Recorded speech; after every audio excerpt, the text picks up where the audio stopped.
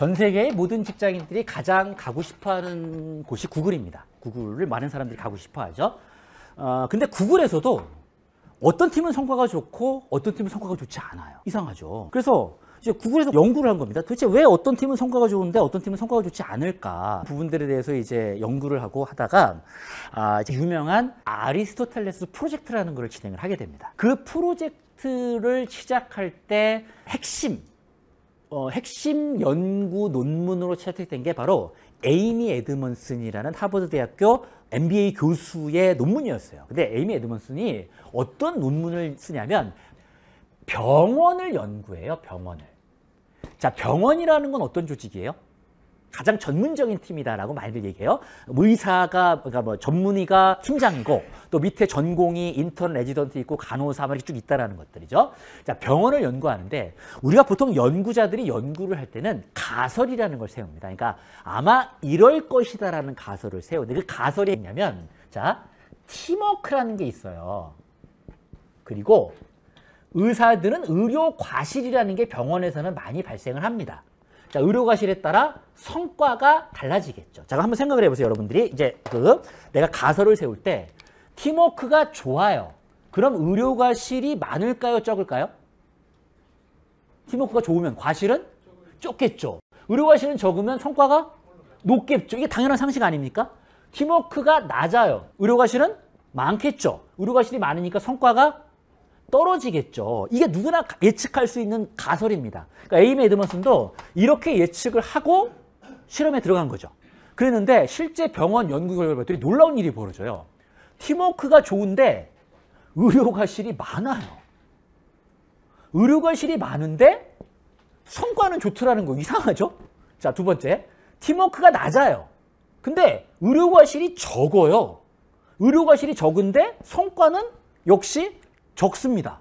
이상하잖아요. 이거 뭐 말이 돼? 그러니까 에이미 에드먼슨이 어때요? 병원을 찾아가죠. 아니 도대체 이게 말이 됩니까? 그때 병원 관계자 이렇게 얘기합니다. 아, 그거요. 팀워크가 좋으면은요, 애들이요, 사고 치면 사고 쳤다고 말을 해요. 그래서 보고되는 과실이 많습니다.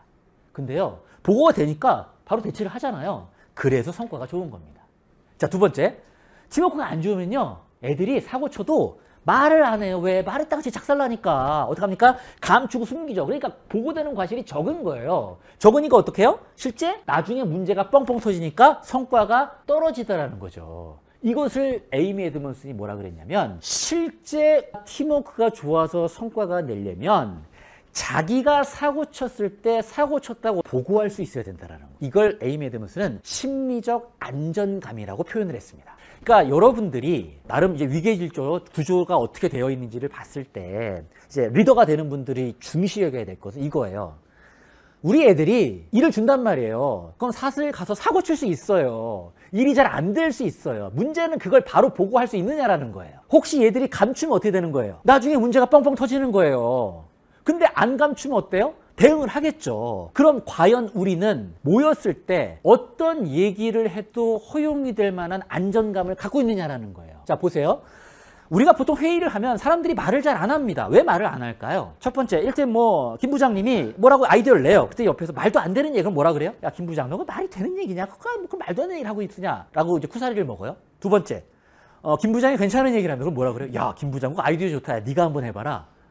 나는 말하는 순간 무조건 어때요? 손해를 보게 돼 있는 거예요. 그러니까 어떻게 사람들이 말을 안 하죠. 그래서 사람들이 가장 중요한 건 팀이 성과를 도출하려면 어떤 말을 해도 나에게 불리한 일, 불합리한 일이 생기지 않을 것이다라는 안심감이 있어야 돼요. 그 안전감을 우린 뭐라 그런다? 심리적 안전감이 있어야 되고요. 성과를 내는 조직의 핵심은 바로 그 심리적인 안전감이 있는 조직이다라는 거죠. 이런 안전감 있는 조직을 만들기 위해서 바로 여러분들이 함께하는 구성원들 간에 이것이 있어야 되는 겁니다. 대표적인 것이 여러분을 치면 이제 실제 현장이겠죠. 현장에 가면 수많은 이제 직원들이 있을 거 아닙니까? 현지에서 채용한 많은 분양대 텔레마케터일 수도 있고요. 또 분양 상담하는 사람들이 있고요. 무서운 팀장이 있으면 말을 못하는 거 아니에요. 어떻게 감추겠죠? 숨기겠죠? 왜 고객한테 이렇게 상담해 놓고 자기가 실수했어. 큰일 났다. 이거 내가 말하면 작살나. 막 감투고 숨기겠죠. 그럼 고객은 어때요? 시공사에 바로 민원 제기할 거 아니에요. 그 사람들이 지금 뭐